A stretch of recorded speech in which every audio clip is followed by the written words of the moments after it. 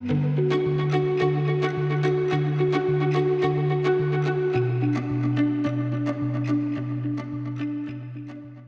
everyone, and welcome. Thank you for joining us today for Indeed's Jobcast. I'm Leora Yardenai. I'm a career coach and a manager at Indeed, and my work involves helping job seekers find opportunities that help them thrive. I'll be moderating today's Jobcast. Now, before we begin, I'll be covering a few housekeeping items. First, you are in listen-only mode, which means you can hear us, we can't hear you. Second, we're recording, so you can view this webinar later on demand on YouTube. You can see the site right up there on the slide. And lastly, please ask questions on the Indeed community discussion using the link right here on the slide, and our team of career coaches will be answering. So let's go ahead and kick it off. Today, we wanted to go ahead and say hello and thank you to all of our nurses out there. We know that this is National Nurses Week. We also wanted to make sure that we thank all healthcare professionals, past, present, and future, for being on the front lines right now and for doing work to save lives, risking yourselves and keeping everyone safe. As Dr. Renee Thompson says, you are human by birth, hero by choice. Now, here's the agenda for today. We've got 3 topics that we're going to cover. First, we'll be discussing healthcare industry insights. Next, we'll go ahead and we'll be discussing impacts of COVID-19 on healthcare roles. And lastly, we'll be sharing tips for getting hired in healthcare.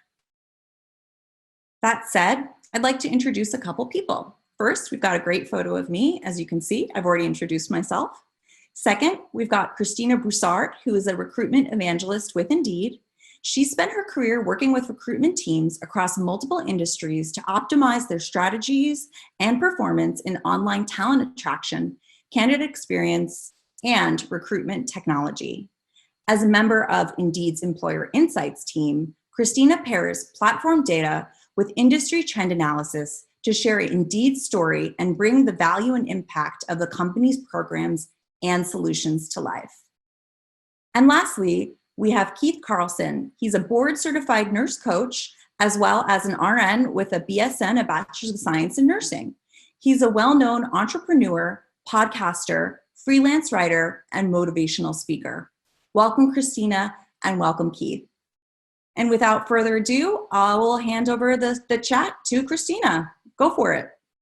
Thanks so much, Leora, and I would certainly like to add my thanks to all who choose to be heroes and to stand on the front lines every day, and certainly in today's time of COVID-19.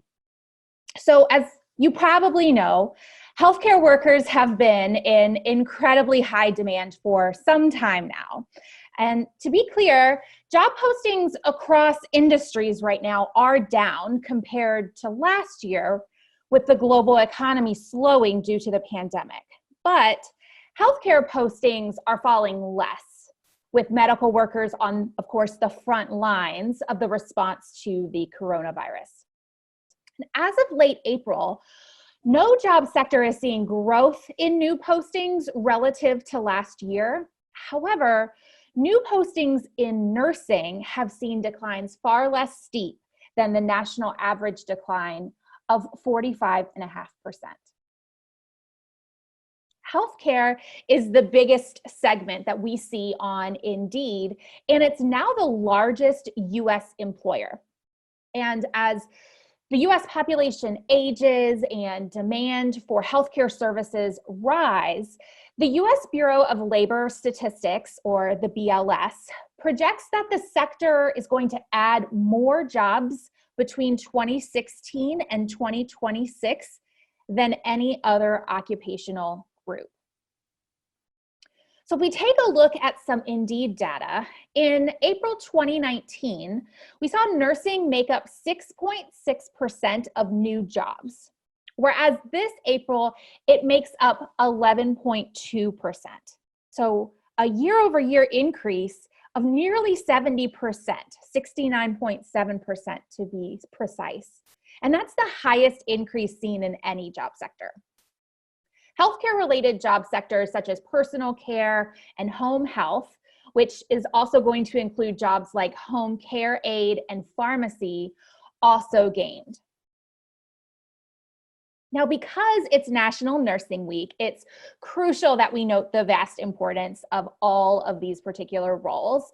And nursing is the largest occupational group in the health sector. It accounts for about 59% of the health professions.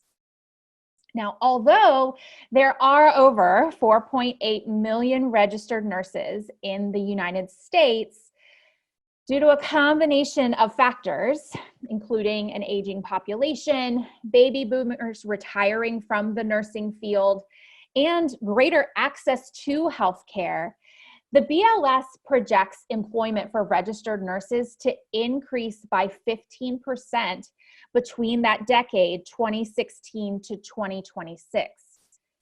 But by 2022, there will be more unfilled RN jobs than in any other profession. And an additional 1.1 million RNs will be needed to avoid a shortage, with some states hit harder than others. So, of course, COVID-19 has only amplified the need for healthcare workers and impacted how these roles function. So I'm going to pass it over to Nurse Keith to discuss some of those impacts. Thank you, Christina. It's great to be here. Happy Nurses Week to all the nurses out there, and happy Year of the Nurse and Midwife to everyone, as it was declared by the WHO in recognition of the 200th anniversary of the birth of Florence Nightingale. So we obviously can't talk about the impact of this novel coronavirus, COVID-19, without mentioning the challenge of safety. Safety is on everybody's minds, of course, privately and well, in the workplace as well. And so for those of you working in healthcare, this isn't news for you, but we can't neglect the subject. So in regards to worker safety specifically, we need to talk about a hot topic, and that hot topic is PPE, personal protective equipment.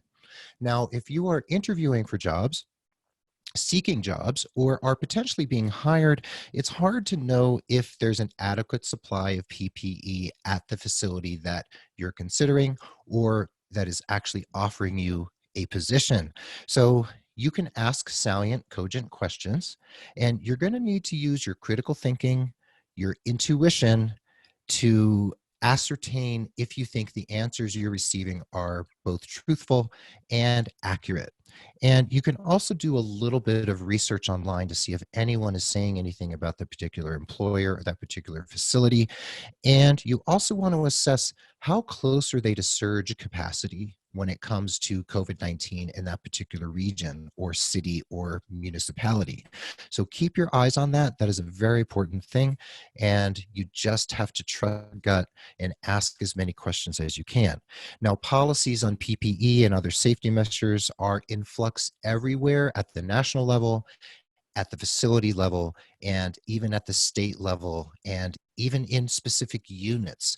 So everything is different everywhere you look and everywhere you go. So again, ask sounding questions and use your critical thinking. Now, staying safe on the front lines also means that a lot of things have been postponed. Elective surgeries like hip replacements, knee replacements, injections for pain, all sorts of things like that have been postponed. This means for workers that in some cases, nurses might get shifted from one specialty to another because they're not needed in the ambulatory surgical center, or it might mean that you may be furloughed, and some nurses have indeed been furloughed in certain areas. Also, in areas where we have small community hospitals who are seeing lower censuses and not a great deal of COVID-19, furloughs are happening in that sector as well. However, we can also note that some ambulatory services are coming back online. And while emergency has been the order of the day, the urgent need to treat people and to prepare and deal with surge capacity, some nursing positions, I believe, are going to be coming back online as certain ambulatory and elective procedures are allowed again. So watch very closely what's happening in your area, or if you're looking further afield in other states or other cities, watch what those mayors or departments of health or even state regulators and legislators are saying. Now, In the age of COVID-19, and this virus is not going away anytime soon, unfortunately, stress, burnout, self-care, and I'll add compassion fatigue are very important things to think about and to deal with actively, because you can be at your best when you're taking best care of yourself. So first, we need to look at physical health. We start with the physical. You need adequate sleep and rest. This means making sure you have good sleep hygiene and you're getting to sleep on time, sleeping throughout the night or day. If you're a night shift worker, get those blackout curtains, make sure that you're getting your sleep. Now, nutrition and hydration are important at work and also at home. Stay hydrated, stay well fed. I know there's a lot of stress baking going out there and all sorts of stuff during COVID-19, but make sure you focus on your fruits and vegetables, your fiber, hydrating, good proteins, carbohydrates, and stay well fed. Now, supplements are important. Many of you might take supplements, some of you don't. Some are being highly recommended during COVID, so keep your eyes on that. And don't forget your prescribed medications. Just because we're in an emergency doesn't mean you're going to forget your ACE inhibitor or your calcium channel blocker or your antidepressant or your medication for GERD or any kind of condition you might have. Take your medications as prescribed. You have to take care of yourself. Now, exercise comes in many, many, many forms. Your exercise isn't necessarily going to look like someone else's. Some people might play tennis, but the tennis courts are closed. Some people might just do push-ups and sit-ups at home. Find the exercise that works for you and have a plan and follow through on it. Get an accountability buddy if you need one so that you stay focused and take care of yourself. And finally, take care of your medical needs. You might have some fears about getting out there and doing what you need to do, but if you need your labs drawn for the quarter, go get your labs drawn at a laboratory you trust where they have good practices. See the dentist if you have an emergency. Don't put it off. See the chiropractor or physical therapist if you have something going on, and see your medical provider in person or through telehealth to take care of your ongoing needs. We cannot neglect ourselves even in times of emergency. Now, for the mental and physical, for the mental and emotional, the physical also helps us. If we're getting exercise, if we're getting that dopamine going and we're getting rid of the cortisol and stress hormones, that is going to help our emotional and mental state. We also have to recognize that many of us are experiencing secondary trauma, whether we're on the front lines or not. We might have sick family members. We might just be watching the news and experiencing secondary trauma or survivor's guilt or imposter syndrome. So we need to process and do our best to heal and pay attention to our secondary trauma. There isn't any shame in seeing a therapist or a psychologist or a counselor if you need that type of help. So find telehealth through your employee assistance program, also known as an EAP, or perhaps actually through your health insurance. Find the help that you need. You can also turn to your loved ones, trusted colleagues, mentors, friends, your favorite faith leader, people you really trust. Turn to the people you trust. Don't hold it inside. Now, on the spiritual level, we have certain forms of exercise that have a spiritual connotation, and many people get spiritual benefit from them. Yoga, Tai Chi, Qigong. There's also meditation. And again, your faith leaders, your online church or synagogue services, your online mosque services. Some people turn to poetry. Some people turn to nature for their spiritual support, inspirational books, films, and videos. Find the things that work for you and nurture your spiritual self. Now, in terms of relationships, of course, isolation, quarantine, and lockdown do not necessarily bode well for face-to-face relationships unless there's people you're actually living with or seeing on a regular basis. Use the tools at your disposal. Telephone, Zoom, Skype, FaceTime, use social media, use Marco Polo, all these different apps that allow you to connect in different ways. This will help you feel better, and it will also feed into the mental, the emotional, and the spiritual if you feel connected, cared for, and you're caring for others. And really, seriously, write old-fashioned letters and send cards in the mail. Yes, some people might say they're vectors for the virus, but sending a little letter and someone opening it and reading it, or a card telling them you love them and thinking of them, can do a lot for your heart and theirs. So reach out. And that old adage of if you want a friend, be a friend applies right now. So stay connected.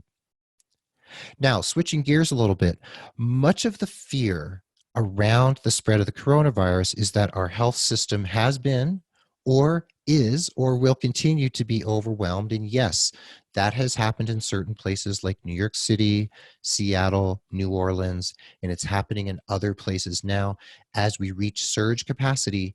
And then some of those areas taper off and other hotspots arise around the country. And there are hotspots arising as we speak today. So the workforce can be spread thin in certain areas, and we just have to pay attention and see how we can help out. So to meet the increased demand for care, some states are implementing regulatory changes. So right now, there are ongoing conversations going about how to get nursing students and other healthcare related students out of school, graduated, taking their licensing exams, and entering the workforce. This is a hot topic, and it's a difficult thing being navigated right now.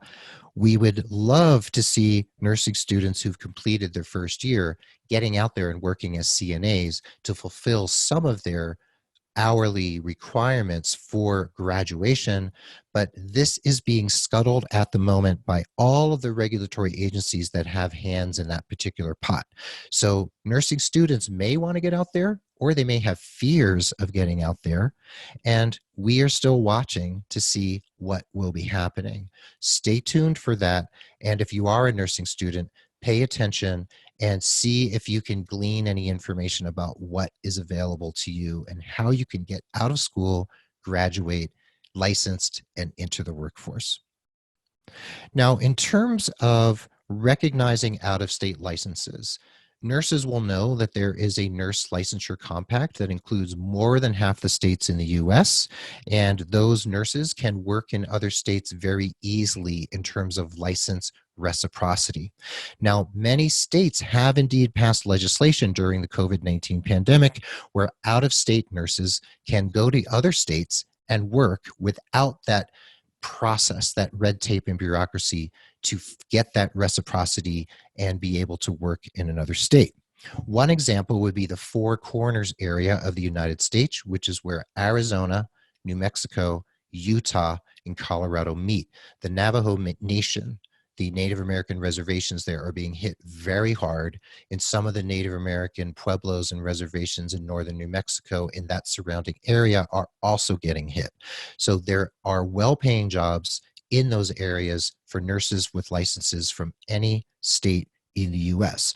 So good pay and opportunities are in the offing. Yes, there's some risk involved in working where COVID-19 is surging, but if you have good PPE and good policies, you can do it, and you can get out there and make a difference if you would like to and feel safe doing so. Now, other modifications are happening state to state, so each state can make its own decision about what's going on with their nursing and healthcare workforce. In Florida, they passed legislation in response to COVID that allows qualified nurse practitioners to independently operate without an attending doctor. Now, in a number of states of the US, including here in New Mexico where I live, nurse practitioners have complete autonomy without an attending or supervising or mentoring doctor. In other states, that's not the case, but things are being loosened for the moment, and perhaps that will push some states over the edge for the long term. So we have to watch that closely. In South Carolina, the medical board can now expedite temporary out-of-state licenses for physicians, physician assistants, and respiratory therapists. And in Colorado and New York, we've got former healthcare practitioners who may no longer be working in the field, but have an active license and might be able to come out there and volunteer their skills at this really, really critical time in the United States and world history. Now, we're also seeing some exceptions for inactive licensees and also retired licensees, like retired nurses, who could temporarily come out and help during the pandemic. Now, the first thing I hear from people regarding that is that there are risks because a lot of those nurses, for instance, are older. They might have COPD or other comorbidities. So I would like to see personally, I would like to see them involved in telehealth and other types of triage and non-patient contact positions that won't put them at risk of COVID-19 if they have those comorbidities. So there may be opportunities where you live, if you're retired or know someone retired, who can get out there and work and help and contribute. So the pandemic is also leading to some pretty interesting new trends in the job market. There are lack of options for healthcare treatment in certain rural areas, and certain employers are thinking about non-traditional models like telehealth. Telehealth is difficult in very rural areas because a lot of those patients don't have smartphones, don't have good connections, so video isn't necessarily possible. So a lot of simply telephone calls are being done, which is somewhat of a challenge with certain physical conditions, of course. So this is exciting. Telemedicine has been growing for some time. COVID-19 is giving this great opportunity to be able to look at telehealth and telemedicine in a new light for the long term. So we need to pay attention because there may be new opportunities coming along here.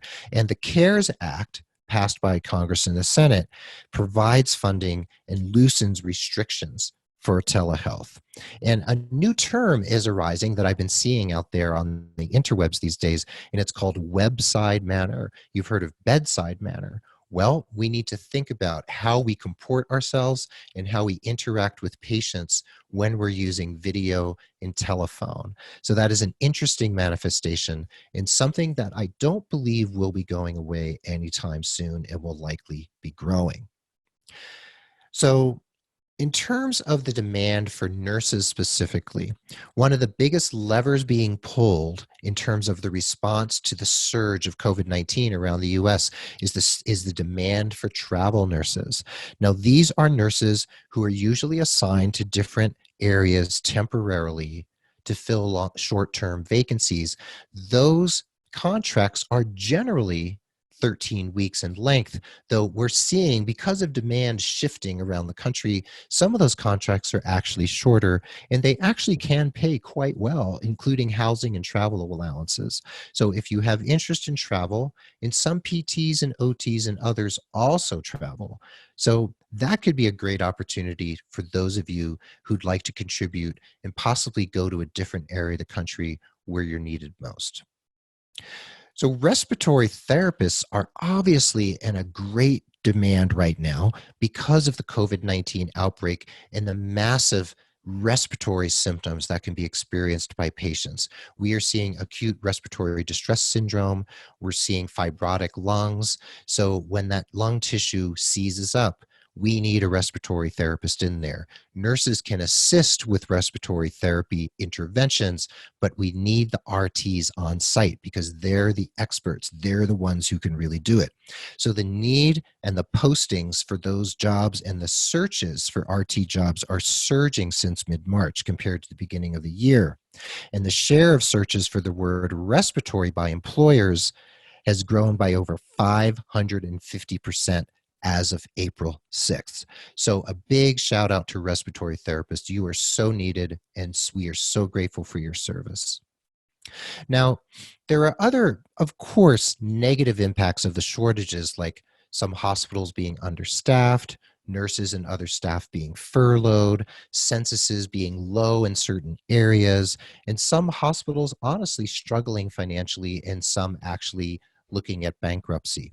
However, this means there are also benefits on the other side of the equation for new and current nurses and many other healthcare workers and other healthcare workers. Like, there are more available jobs in certain markets. There are competitive salary and benefits being offered out there. There are greater opportunities for career advancement, especially if you are demonstrating leadership, grace under pressure, and there's increased access to financial aid in certain quarters. So that is also something we can watch and take advantage of. So if we're going to increase our chances of getting hired in healthcare, there are certain things that we can do. None are a silver bullet, but we need to do all of these things to make sure we are the best candidate out there and we get noticed. So starting with your resume is a great way to get a broad overview of where you are in terms of your skills, qualifications, and what you bring to the table. If you haven't updated your resume for several months, get it out, dust it off, start working on it. I always recommend that we update our resumes every time we turn the clocks forward or ahead for daylight savings time, sorry, Arizona, or if you're changing the batteries in your carbon monoxide or your smoke alarms. Do it at least twice a year. And if you think you're going to get out there right now, get your resume updated now, as well as your basic skeleton cover letter, so it's ready to roll when you need to apply for a position. Now, educational degrees are very important. We are looking at all sorts of things that people can do to make themselves more attractive to potential employers. If you have an RN, you might want to consider getting your BSN, so that that bridge program will allow you to get that bachelor's, which will make you more attractive for acute care positions because of magnet status in the Institute of Medicine study that came out about a decade ago. We definitely need nurses with bachelor's degrees. So educational degrees are definitely one way to go.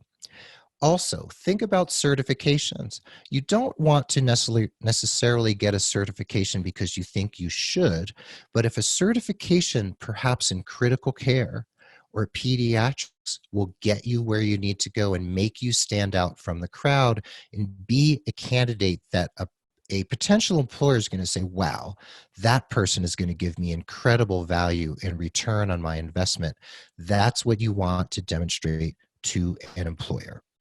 That's licenses and certifications. Now, if you have experience working with patients or providing care in any particular realm, you want to make sure you make that extremely clear so that the employer knows where you're coming from and, again, what you bring to the table. That previous experience can be leveraged in the interest of your next potential position. Okay, so we need to then look at hard skills and soft skills relevant to the position for which you're applying. Hard skills. Let's start with computer skills. If you're coming into nursing or healthcare from another area, like maybe accounting or business or finances, for instance, you might have great skill with novel computers and software that are put in front of you. Make it clear that you have facility with computers and digital technologies. That is so important in healthcare right now. And if you are already a healthcare provider and you are, let's say, an Epic super user, make sure they know what EMRs you've worked with. And if you can teach other people how to master or even become competent with Epic, that is an amazing thing to offer to an employer. If they know they're not going to have to hold your hand to learn and navigate a new EMR, you are worth your weight in gold. Now, when it comes to soft skills, coming from any other career prior to healthcare, you probably have great skills in negotiation, multidisciplinary collaboration, emotional intelligence, relational intelligence. Leverage those soft skills in terms of breaking in to the healthcare workforce. If you're already in the workforce, make sure that you can bring those skills forward and say, hey, I am a great communicator. I am emotionally intelligent. Talk about what you've accomplished as a leader, why you are such a great communicator and a team player, and that will stand you in very good stead with the potential employer. So you want to match your resume to the job you want. If you're applying, let's say, to a med-surg job or a GYN position, let's say in a birthing center, there are different skills that come to bear. So you want to make sure that you are making your resume count for the types of positions for which you're applying. Great. Well, thank you so much, Nurse Keith. That was super insightful. And where we'll take it from here is really, how do we get a lot of those things that Nurse Keith just talked about, some of those certifications, licenses, and other skills, both hard and soft, into our resume so that employers can find us. As Leora mentioned in the beginning, that's what I do at Indeed, is work with our employers to find great talent within places like our Indeed resume database, as well as through applications that they're receiving from their job postings on Indeed. And keywords is a big topic of conversation that we always have with the employers who are looking for talent like yourself.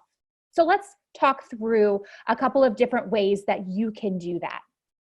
So you want to be sure that the keywords that you're using as a job seeker in your Indeed resume are up to snuff, that they have all of the information, all of the certifications, all the education even that you've received listed clearly on your Indeed resume. Now, it's really important for, first, the employer to be able to find you. And when they are searching for candidates within the Indeed resume database, just like how you start a job search with a keyword, similarly, employers are starting their search for resumes with a keyword. And so we want to be sure that those keywords that are relevant to our background, to our experience, and to what position we aim to get are reflected within our resume. So whether those are those hard skills, so what programs do I know, what certifications do I have, what technologies I know, they need to be baked into the descriptions of each of your roles, especially in roles where that has been something that has stood out for you. Additionally, within the skills section of your Indeed resume, that's another place where you can really call out those skills that you have, and is even a specific area that employers can search to find individuals that have that specific skill set listed. So think about some of those in-demand nursing skills that you might have, like telemetry, like ACLS, CPR. Even hospital experience is really relevant. And then also other ways that you can look for that inspiration. Sometimes we hit that mental roadblock. We can't think of everything that we know how to do. We just do it so naturally sometimes. Even look to employer job postings for that inspiration. So when you're looking at a job posting for a really exciting opportunity, what are the words that they're using? What are the skills that they're looking for? Are they things that I have, and are they reflected in my resume? Nurse Keith also touched on those really important soft skills. It's not just about that medical knowledge that you bring to the table, but how patient-centered are you? The collaboration that you have among different teams and units at the hospital or your place of work today. How can you really pull that out and show the employer that you're a wow candidate, right? You're standing out among the rest. As I was mentioning, employers really do take that keyword, and that's how they start. So they want to make sure that the pool of candidates they're looking for has the skills that they need for this particular role. But as they're reading through your resume, other things that are going to stand out is really showing them a little bit about who you are, how you approach healthcare, what you're passionate about, and which specialties and sectors of healthcare you've been really passionate about during your career. So when we're thinking about that top section of your resume that might have your maybe mission statement, your purpose, your objective, or just a little bit about who I am that's not really reflected in my specific experience.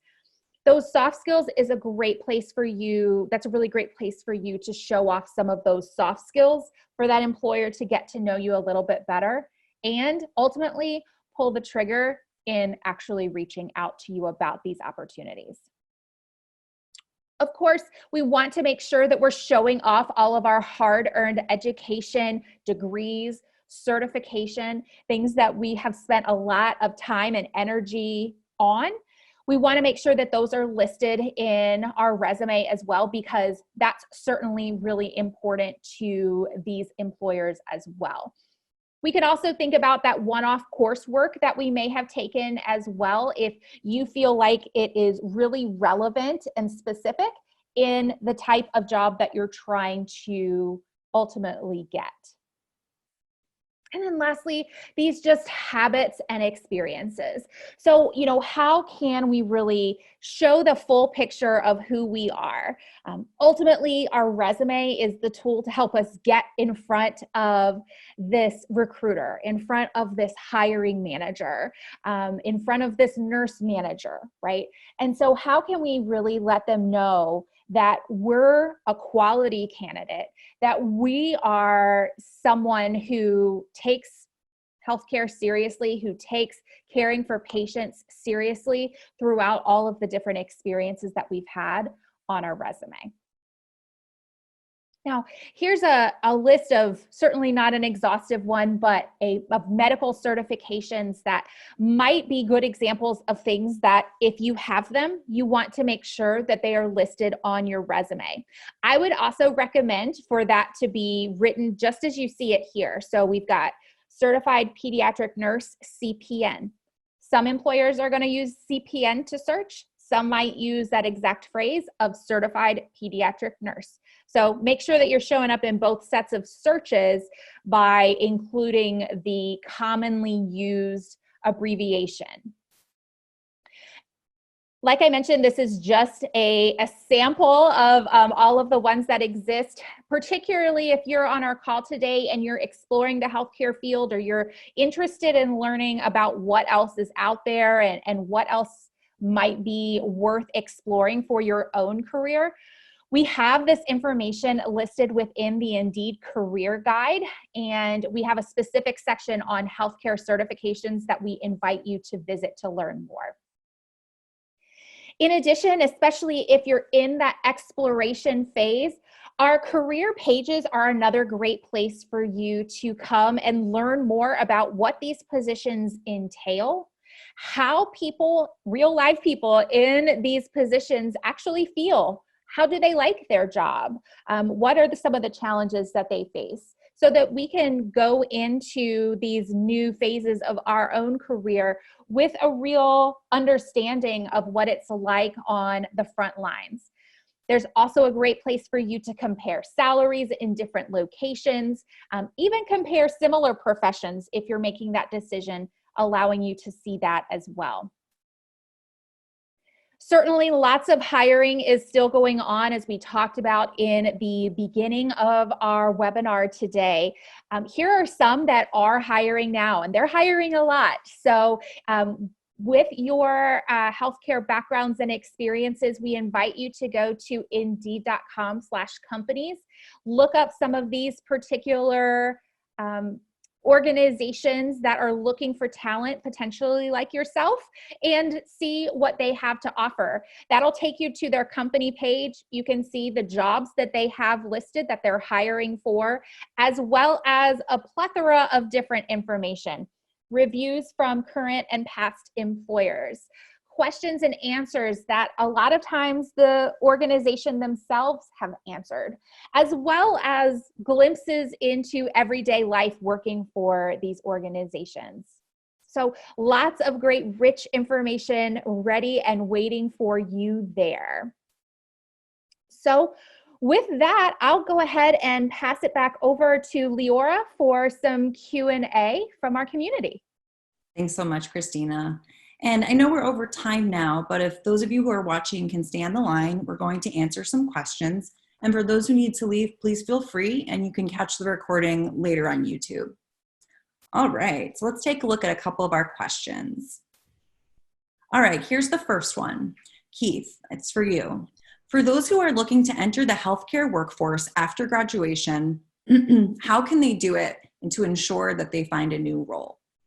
Well, that's a great question. Now, the first thing obviously is to take your licensing exam and get licensed. So that's first up. So make sure you do your due diligence to get your license, and then get that resume out, get that skeleton cover letter out, polish them up, hire someone if you need to, get all of that dialed in. Now, you want to launch a robust and complete LinkedIn profile. Make sure your Indeed profile is ready to roll, and then do some strategic networking. Have a plan for networking. Pound the virtual pavement, because you can't really pound the actual pavement outside right now. But once COVID-19 clears, of course, you can get out there and start knocking on doors. You need to be assertive. You need to be confident. You need to be forthright about what makes you the best possible investment as a candidate. Remember those hard and soft skills. What EMRs do you use? What clinical skills do you have? Can you interpret EKGs? Can you do central and midline care? Do you do G-tubes, transfusions, chemo? Make it clear. Those keywords count. This one is particularly relevant to the situation right now. Are there any online programs that are widely accepted, Keith? Yes, there are. Many programs are online right now, and actually almost all schools are 100% or almost 100% online. Now, I am aware personally, because I hear this anecdotally, that there's some bias about online programs, sometimes about NP programs or BSN programs, but that is the wave of the present and definitely the wave of the future. So some of those hiring managers out there have got to get up to speed and just accept it. So if you're looking at an online program, there's several things to look at. Pay attention to accreditation. What is their accreditation, and are they up to speed with whatever organization is accrediting them? Check that very carefully. The next thing is, what kind of support is there for students in that online milieu? Are you going to be able to contact your professor on a Sunday if you have a question right before papers due? What is there, and can you also access your classmates and have conversations with them online? And now, very importantly, if you're in an online program that has a clinical aspect to it, which many do, of course, make sure that the placements are, you get help with placement. Check if you have to take 100% responsibility for setting up all your clinical placements, or are you going to get the support that you should be getting? That should give you a hint about the quality of the program. And finally, ask to speak with professors, clinical leaders, clinical instructors, and graduates of the program and current students of the program. They will cherry pick those, of course, but you can ask salient questions and get some answers about the quality of the program you're looking at. I like that answer, Keith, because similar to online programs, we said telehealth is growing. So it sounds like really being comfortable with technology, it seems to be a vital part of the way that the nursing field is going. Absolutely. Yeah. And this next one is related to this time of year, especially. I'm waiting to get into a program. What are some alternative health paths that I might be able to pursue? Great question. You know, schools do like to see that you've been working in healthcare in some way. They even like if you can document or somehow show that, say, you've taken care of your grandparents while they were on hospice. I've seen nursing students get into school because they wrote essays about caring for family members. So that does count. Now, you can volunteer for hospice. You can volunteer for any kind of human service program in your area. You can volunteer for healthcare for the homeless. There's so many things you can do. That shows that that you're assertive, that you're out there, that you're a go-getter, that you're trying to learn and become a healthcare provider even before you're in school. Now, you can also work as a CNA. CNA programs take, I think, about 6 months or so. So you can become a CNA easily and get out there and start working. You can also work in a medical office or an ambulatory care center. You can get a job if you get trained as a transcriber. There's plenty of things that you can do, volunteer or actually get paid for. And if possible, is there somebody out there who you can shadow, who can mentor you? HIPAA is always an issue, but you can maybe work around that and maybe get permission to shadow a nurse practitioner or a nurse or someone who you can help. And finally, you can get a job privately as a personal care attendant or home aide on a private pay basis and just make sure that work is documented. And the schools love to see that you've been out there really learning and asserting yourself. We kind of whet your palate with some of those questions, and we want to make sure that we can continue this conversation. So I wanted to remind you all that we have career coaches available on Indeed Community, which is our conversation page. You can also learn more about various webinars that we have at go.indeed.com/jobcast. And I want to make sure also that we go ahead and acknowledge that you know that you're not alone and that those of us here at Indeed are here to help you with your journey. So please take advantage of the offerings that we have. And one of those offerings has been Nurse Keith. So Keith, please tell everyone where to find you in the future. Sure. Very easy to find. NurseKeith.com is the clearinghouse for everything I do around career coaching. I work specifically with nurses. I have a popular nursing career podcast called The Nurse Keith Show. You can find it anywhere and everywhere. And I'm also involved in a series of webinars for nurses right now during COVID-19 with Elite CME at elitecme.com/webinars. You can get them on demand or live, and those are free CEUs, and it's all about self-care and wellness during the pandemic. And you can see on the slide all of the ways to find me on social media. So thank you, Leora. And thank you, Keith. Thank you, Christina. We're really glad that you were able to join us today. And for the latest information from Indeed, follow us on social media as we'll continue to share relevant updates. Thank you for tuning in. Happy National Nurses Week and have a great day.